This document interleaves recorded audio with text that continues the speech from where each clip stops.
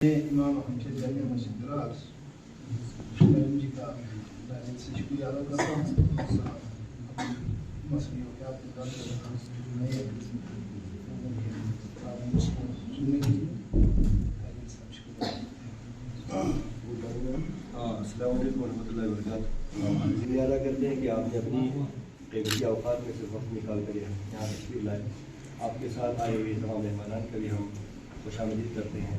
आइंदा भी आप इसी खुलूस के साथ, इसी मोहब्बत के साथ द्रास वालों की आए हुए पूरे मेहमान खुदे का हम तहे दिल से शुक्रगुजार करते हैं। मैं दारुल तबलीग द्रास के मेंबर के हैसियत से आपका तहे दिल से शुक्रगुजार मस्जिद का हम आपका वेलकम करते हैं। आप अपना तशरीफ लाई और हमारे तमाम मसजिद के जो आइना है या और हम दी की अमीर शुक्रिया अदा करते हैं। और हमें उम्मीद है कि हम ये पसमानदा इलाके के लोग हैं, उनके कुछ डिमांड रखते हैं। वही उम्मीद है कि हम आपके पास पॉइंट्स का जो आपको मेमोरेंडम पेश किया है, जिसमें हमारी मिनॉरिटीज़ के बारे में, जिसमें हमारे स्टूडेंट्स का vocational training, non vocational training, supports culture के बारे में यहाँ पे है, जिसको बचाना और जिस पे काम करना बहुत ज़रूरी है। क्योंकि अगर हम देखते हैं कि आज अगर हमारी पहचान है तो कहीं कहीं हमारी कल्चर और बाकी चीज़ों से, तो आप तफसीलन मैंने 10 पॉइंट का आपको लिखा है। उम्मीद है कि आप उसमें से बहुत सारी चीज़ें फुलफिल करने की कोशिश करेंगे। और इस कल्चर और चैरिटी पे यहाँ पे काम करता हूँ। उम्मीद है कि आप हमें हेल्प करेंगे। साधु में SDM साहब का भी शुक्रिया अदा करता हूँ कि आपने हम सबको यहाँ मौका दे दिया। Thank you. जय हिंद। हक के लिए बोलेंगे नहीं, सिर्फ हम, इसलिए मैं यही कहना चाहूंगी कि आपके जो भी मसले हो, जो भी प्रॉब्लम हो, वो सबसे जरूरी है एक ट्रू प्रॉपर चैनल। जैसे यहाँ पे आपके ब्लॉक लेवल के ऑफिसर, यहाँ हमारे SDM साहब और बाकी ऑफिसर जो भी हो, यहाँ पे आपके जो भी ग्रीवेंसेस है, मैं आपको यही बोलना चाहूंगी, एक रिटर्न एप्लीकेशन लेके आप इनके पास जरूर जाइए।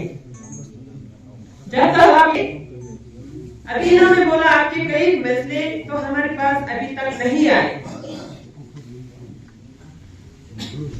इसलिए जरूरी है आप और आम पब्लिक और एडमिनिस्ट्रेशन के बीच में खाई नहीं होना चाहिए। हमारे बीच में एक ऐसा रिश्ता होना चाहिए, एक फैमिली वाला माहौल होना चाहिए। मैं तो जहां भी जाती हूँ हमेशा कहती हूँ कि हमारे जो भी रिलीजियस कुछ भी फंक्शन होता है, स्कूलों में कुछ होता है, रिलीजियस फंक्शंस होते हैं, एडमिनिस्ट्रेशन के लोगों को बुलाइए, एक कप चाय पिलाइए। वहां पे आम लोगों के बीच में जो भी स्कीम्स हमारे जो गवर्नमेंट ऑफ इंडिया की तरफ से या हमारे जो स्टेट लेवल के जितने भी हमारे स्कीम्स चलते हैं, उनके बारे में इनको बीच बीच में थोड़ा बहुत इनको 5 मिनट के लिए बोलने दीजिए। तब जाके हमारे लोग अवेयर हो जाएंगे, मालूम हो जाएंगे लोगों को कितने स्कीम चल रहे हैं, लोगों को मालूम नहीं होते हैं।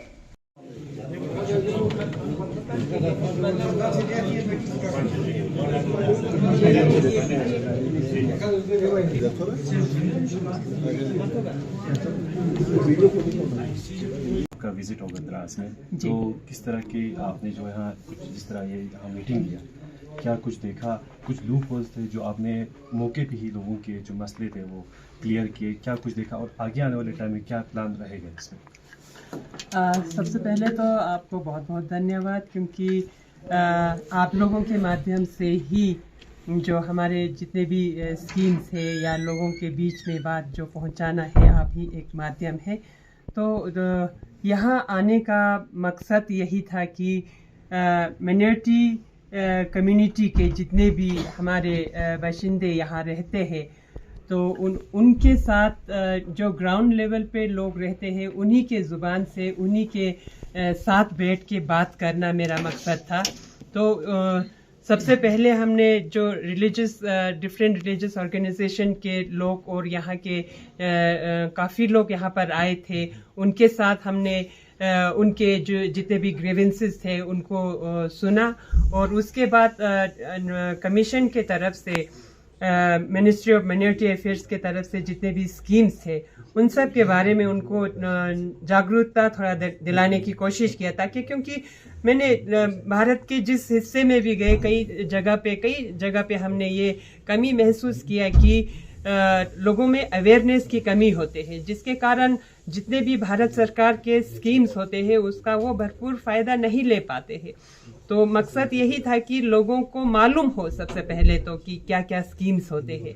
तो उन स्कीम्स के बारे में हमने जानकारी देने की कोशिश किया और उनको यही विश्वास दिलाया कि भारत में हमें माइनॉरिटीज को ये ताकि हम पीछे ना रह जाए, इसके लिए हमें एजुकेशनली इम्पार्ट करने के लिए हमें जो है एम्प्लॉयमेंट के तरफ से हमें इम्पार्ट करने के लिए और कहीं डिस्क्रिमिनेशन ना हो, मेन माइनॉरिटी होने के नाते कहीं डिस्क्रिमिनेशन ना हो, इसके लिए लोगों को इन बातों के बारे में अगर बताएंगे नहीं तो हमारे लोग क्या करते हैं कि डिस्क्रिमिनेशन हो भी तो कहाँ पे अपील करना है, माइनॉरिटी कमीशन हमारे हित के लिए क्या क्या कर सकता है, इन चीज़ों के बारे में लोगों को मालूम नहीं होता है। तो मेरा कोशिश यही रहता है कि पब्लिक के बीच में जाकर दूर दराज इलाकों में जाकर लोगों से बात करें ताकि उनको हमारे स्कीम्स के बारे में मालूम हो और हमें उनके ग्रीवेंस से पहले तो जो भी एडमिनिस्ट्रेशन है, चाहे डिस्ट्रिक्ट एडमिनिस्ट्रेशन हो चाहे ब्लॉक लेवल के हो, उनको हम हिदायत देते हैं कि वो समय समय पर अवेयरनेस लोगों के बीच में फैलाए करें। इसके अलावा आजकल सोशल मीडिया का ज़माना है, आजकल जो है इंटरनेट का ज़माना है, आजकल स्मार्टफोन में हमारे अपने पॉकेट में ही सब कुछ रहता है। हम लोगों को यही बताने की कोशिश करते हैं कि हम अपने कम्युनिटी के लोगों को, चाहे मीटिंग में कुछ ही लोग आए होंगे, कम्युनिटी को रिप्रेजेंट करते हुए आते हैं, अपने कम्युनिटी के लोगों को ये आगे आप लोग अवेयरनेस फैलाए कि हम गूगल करके भी हम सर्च कर सकते हैं क्या क्या स्कीम भारत सरकार के द्वारा चलाए जा रहे हैं। एडमिनिस्ट्रेशन का पार्ट तो है ही, उनको तो हम ये हिदायत देते हैं कि कम से कम 3 महीने में एक बार तो लोगों से मिला करें और लोगों के साथ बैठ के बात करें। कुछ भी नहीं होगा तो ये स्कीम चल रहे हैं, आप लोगों का फलाने चीज, स्कॉलरशिप का अगर हम एग्जांपल ले लें, स्कॉलरशिप फलाने डेट से आपको भरना शुरू हो रहा है, तो लोगों के बीच में जाके स्कॉलरशिप के लिए हमें लोगों के बीच में जाने की जरूरत नहीं है। स्कूलों के माध्यम से हम पीटीएम्स होते हैं, उसमें हम 5 मिनट के टॉक रख सकते हैं। ये डॉक्यूमेंट्स की ज़रूरत है, जैसे आधार कार्ड बना लेना या बच्चों के नाम पे बैंक अकाउंट खोलना, पासपोर्ट साइज फोटोग्राफ रखना, इनकम सर्टिफिकेट रखना, ये 4 चीज़ें चाहिए, ज़्यादा ज़रूरत भी नहीं होता है।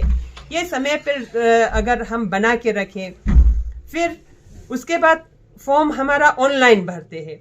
ऑनलाइन फॉर्म भरने में दिक्कत होते हैं तो हमेशा मैं जहां भी जाती हूं रिलीजियस ऑर्गेनाइजेशन को भी मैं रिक्वेस्ट करती हूं। एडमिनिस्ट्रेशन का पार्ट तो है ही, साथ में रिलीजियस ऑर्गेनाइजेशन का भी उनको भी मैं रिक्वेस्ट करती हूं कि हमारे यूथ विंग्स होते हैं, हमारे विमेंस विंग होते हैं, हम जहां पे इंटरनेट एक्सेस है वहां पे 2-4 चेयर लगा के, एक टेबल लगा के बैठ सकते हैं अगर विल है तो, कि चलो आज हम फलाने गांव में हम फॉर्म भरेंगे, बच्चे आप लोग यहाँ पर आओ, हम फॉर्म भर के देते हैं।